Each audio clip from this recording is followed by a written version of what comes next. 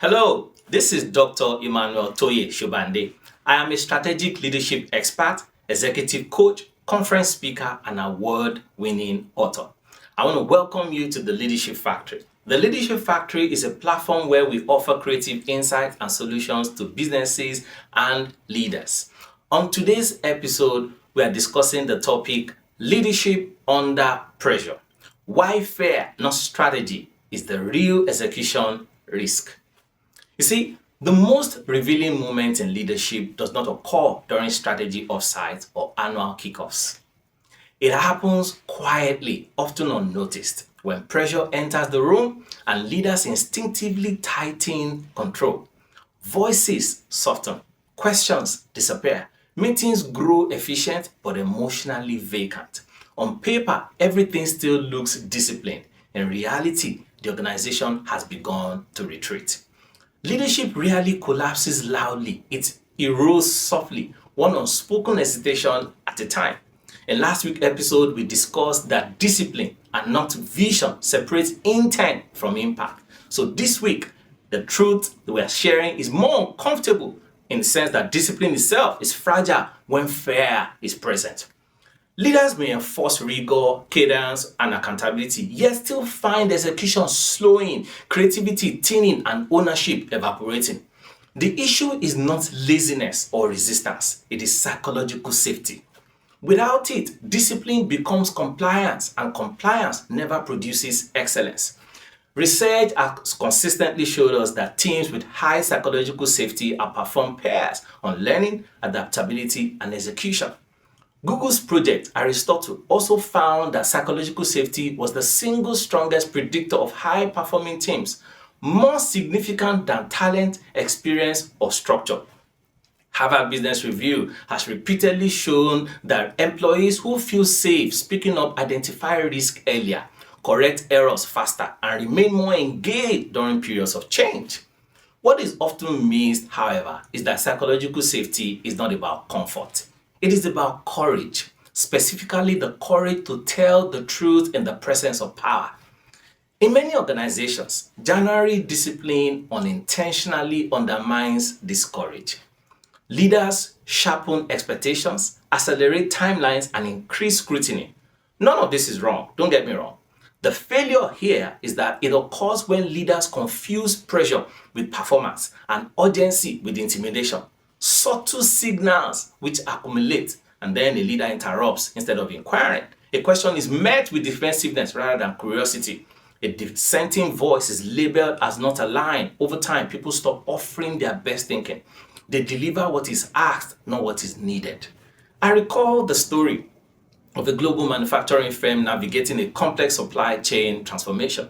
The CEO insisted on disciplined weekly execution reviews and strict milestone tracking. Progress appeared strong until a sudden system failure halted production across 3 different regions. Post-independent analysis revealed that engineers had observed early warning signs but chose to remain silent after prior concerns were dismissed as overly cautious. Discipline was present, safety was not. The cost was not measured only in revenue but in trust. Leadership at this scale requires awareness of the invincible contract leaders hold with their people. Every interaction either reinforces or fractures the belief that speaking honestly is worth the risk. Psychological safety is not created through slogans or town halls. It is built through repeated micro behaviors, how leaders respond when surprised, challenged, or wronged. Leaders who reward transparency only when it is convenient eventually train their organizations to hide reality. The most effective leaders practice what might be called disciplined openness. They maintain high standards while lowering the cost of truth. They separate accountability from punishment and curiosity from weakness. When mistakes occur, they ask what the system allowed before asking who failed. This does not remove consequences. It clarifies responsibility. In such environments, discipline strengthens rather than suffocates initiative. For leaders seeking immediate application, the work begins internally. When was the last time someone disagreed with you publicly? When a meeting goes silent after a difficult question, do you interpret it as alignment or fear? What tone do you set when results fall short? Do you take an investigative or a judgmental tone? These questions are uncomfortable because they require leaders to confront the impact of their presence, not just their intentions. You see, organizational trust is rarely lost through dramatic betrayal. It is eroded through small inconsistencies between stated values and lived behavior. Leaders say they want honesty but punish messengers. They say they value learning but reward only flawless execution. Over time, people adapt rationally, they protect themselves. The organization becomes disciplined but fragile, impressive but vulnerable. Boards and executive teams must take this seriously. Psychological safety is not a soft concern delegated to HR, it is a governance issue. Risk hides where fear thrives, innovation stalls where dissent is unsafe, succession pipelines weaken where leaders are never challenged. Enterprises that fail to institutionalize safety eventually confuse stability with health until disruption exposes the truth. The reflective challenge for leaders this week is simple but demanding. When in your organization is truth expensive? Whose voice has grown quieter over time? What behavior from you under pressure signals that disagreement is dangerous?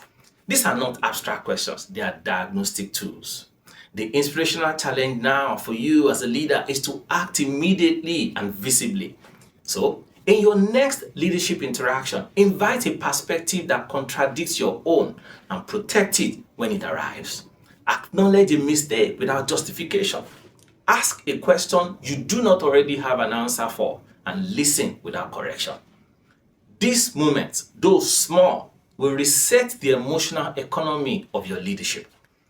Let me say this. Discipline determines whether intent becomes impact, and psychological safety determines whether discipline survives that reality. So, leaders who master both do more than execute plans. They build organizations resilient enough to tell the truth, adapt under pressure, and perform when it matters most.